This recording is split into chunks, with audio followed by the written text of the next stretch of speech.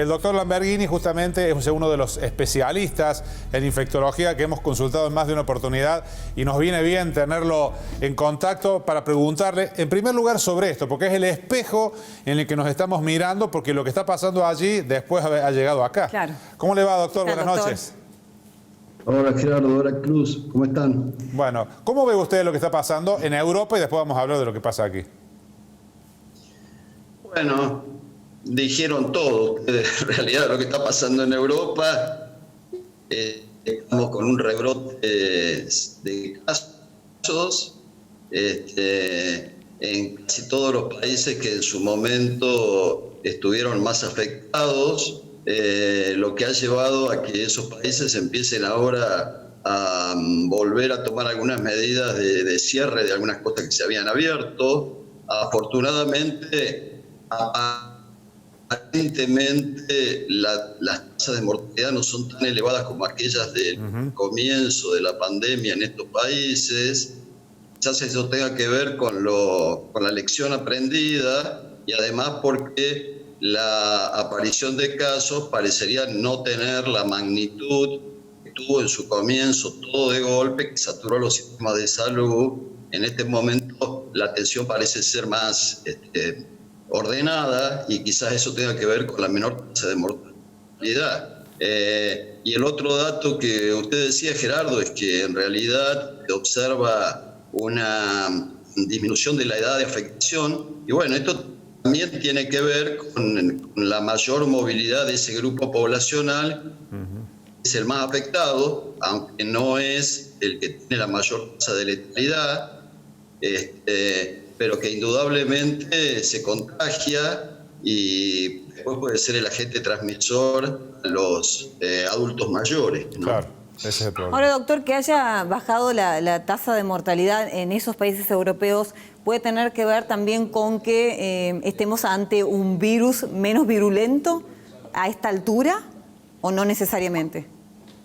Mire, Cruz, esta es una de las hipótesis que en realidad no tenemos todos los datos como para afirmarlo. Sabemos que el virus ha hecho mutaciones, pequeñas mutaciones, que podrían tener algún tipo en algunas cepas podrían tener algún tipo de modificación en su virulencia, producir una enfermedad menos grave o quizás una menor respuesta de mediadores inflamatorios en el organismo.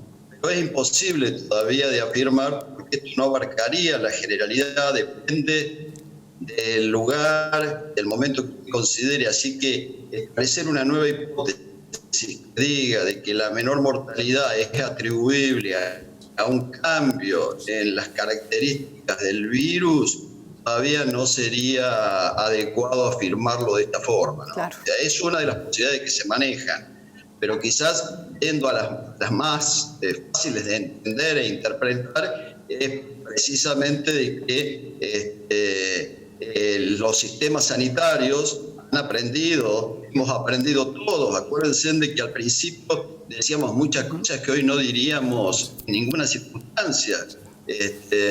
Hemos aprendido, lamentablemente, a fuerza de muchos enfermos y de muchos muertos, hemos aprendido la lección. Hay algunas cosas que se pueden hacer más precozmente.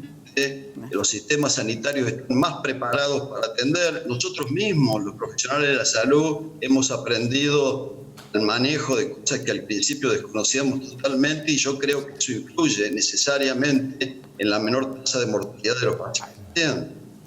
Doctor, hoy dijo el ministro de Salud, o el informe que se ha dado a conocer hoy en la provincia, que la cantidad de contagios de más de 100 personas arrancó el 23 de julio. Esto tiene que ver con, digamos, la cantidad de reuniones que hubo con motivo del Día del Amigo, que es el 20 de julio, y todo lo demás. ¿Qué señal implica eso de aquí en adelante para usted? Y también con lo que está pasando en Europa, ¿no? Y un pico que no llega al mismo tiempo, ¿no? Y un pico que dicen que no cierra todavía.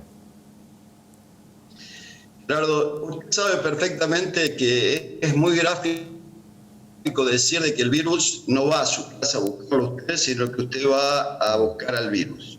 Usted analiza los eventos que han transcurrido de carácter festivo, familiares, a los que se agregarían algo que todavía es impredecible, las movilizaciones de los últimos días en muchas ciudades del país. Eso puede, indudablemente, la mayor movilidad de gente dispone a más contagios. Independientemente de la posición que usted tenga ante esta situación, tiene que entenderse claramente los agolpamientos, la pérdida de la distancia entre las personas, el no uso del barbijo, como nosotros hemos visto, que se ha producido en estos últimos días, indudablemente debería tener un impacto si es que la fisiología y lo que hemos aprendido de la fisiopatología de esta enfermedad sigue la línea que nosotros creemos que tiene.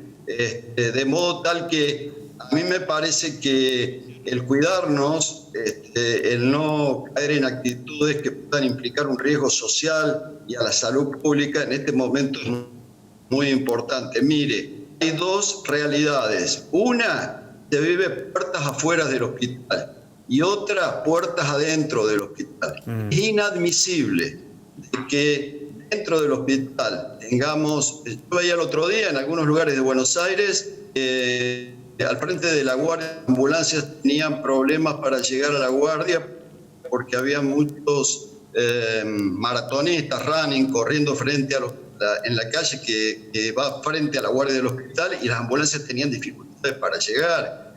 Tenemos gran cantidad de compañeros contagiados, los equipos de salud están extenuados en algunos lugares del país, usted lo sabe, como son en el norte argentino, la misma capital federal y la provincia de Buenos Aires, están empezando a tener un sistema sanitario en tensión y nuestros compañeros están realmente sobredemandados. Entonces, es necesario, una vez más, reclamar solidaridad para que esto no se convierta en la tragedia que vimos en otros países del mundo. Así es. Doctor, muy amable. Muchísimas gracias, como siempre, ha sido muy claro.